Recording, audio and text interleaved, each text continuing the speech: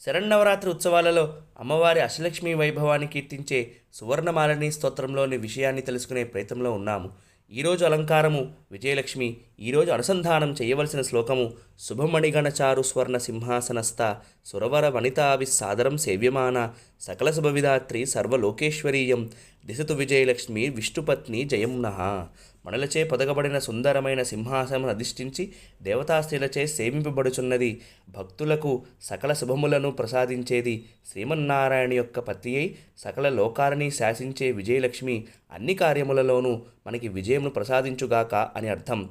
శ్రీసూక్తంలోని చంద్రాం ప్రభాసాం యశసాం జ్వలంతీం శ్రియంలోకే దేవదుష్టాముదారాం అనే మంత్రము ఈ శ్లోకంలో ప్రకాశిస్తోంది. సురవనితలు ఎందుకు చేస్తారు అమ్మవారికి అన్ని సేవలు అంటే, మరి వారి కష్టాన్ని ఆవిడ సీతమ్మవారి రూపంలో భరించి రావణ సంహారానికి శ్రీకారం చుట్టింది కాబట్టి. హరే కృష్ణ. జయ శ్రీమన్నారాయణ.